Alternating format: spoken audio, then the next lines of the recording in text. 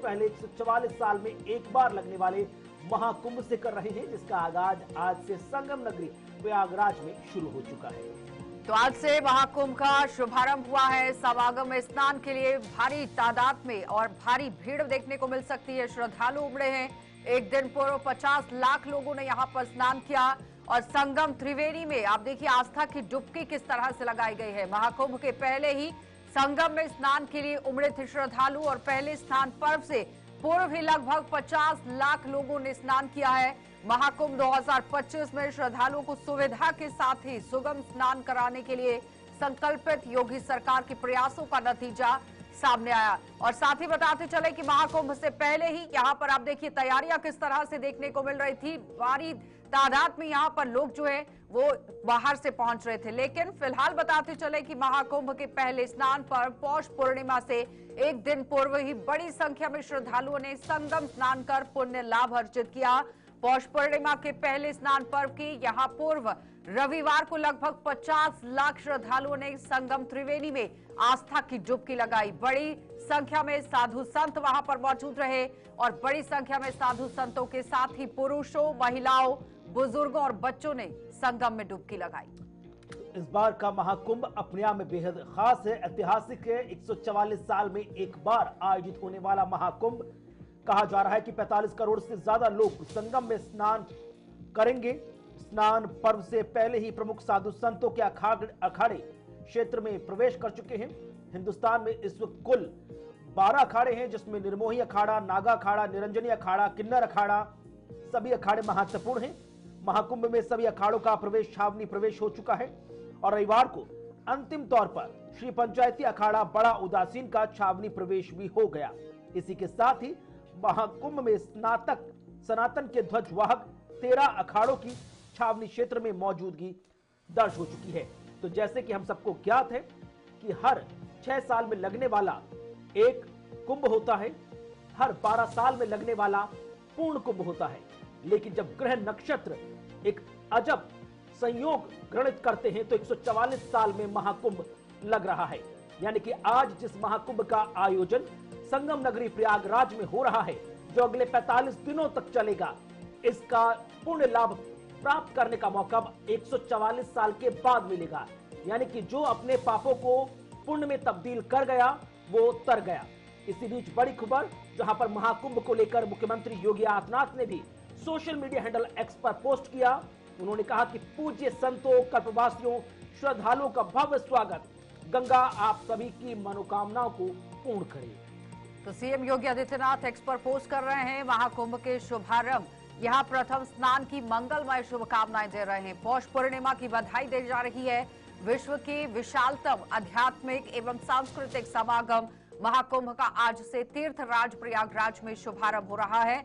अनेकता में एकता की अनुभूति के लिए आस्था एवं आधुनिकता के संगम में यहाँ साधना एक पवित्र स्नान के लिए पधारे। यानी कि एक्स पर पोस्ट किया गया, देखिए क्या कुछ लिखा गया।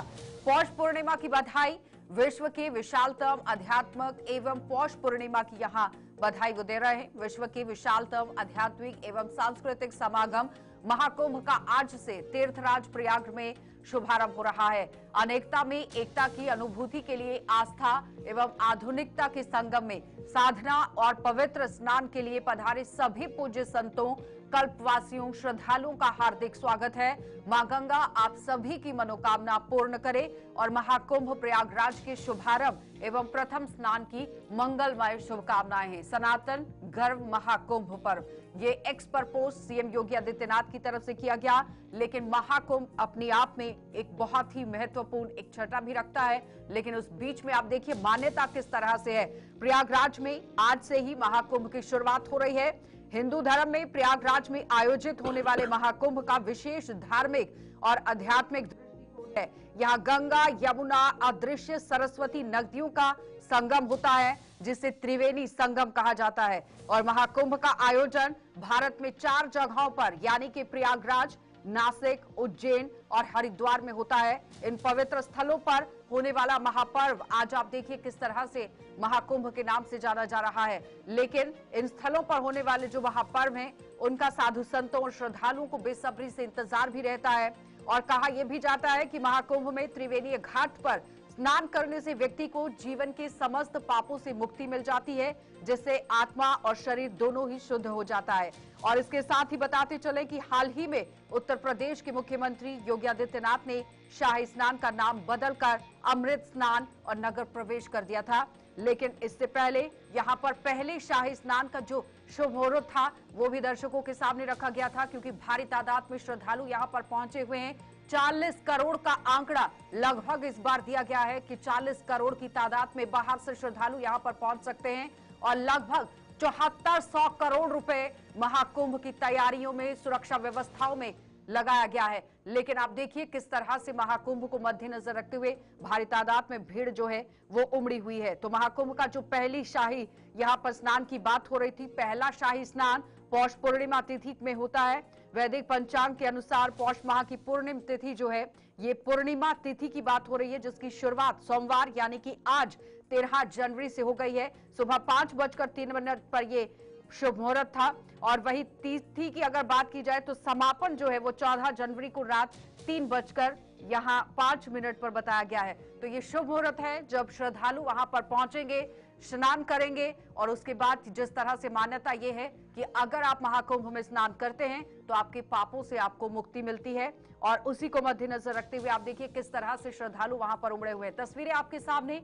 शाही स्नान को लेकर पूरी व्यवस्थाएं की गई है, सुरक्षा व्यवस्था को चाक चौबंद किया गया है। इस बीच में सुरक्षा बलों ने कमर कसी हुई है। ब्रह्म मुहूर्त की बात करें तो सुबह 5:27 से लेकर 6:21 तक रहा। और विजय मुहूर्त की अगर बात करें तो दोपहर 2 बजे से लेकर यहां 15 मिनट तक और उसके बाद 2:57 तक ये मुहूर्त रहेगा। और आप देखिए महाकुंभ को मद्देनजर रखते हुए अब शाही स्नान किस तरह से वहां पर किया जा रहा है।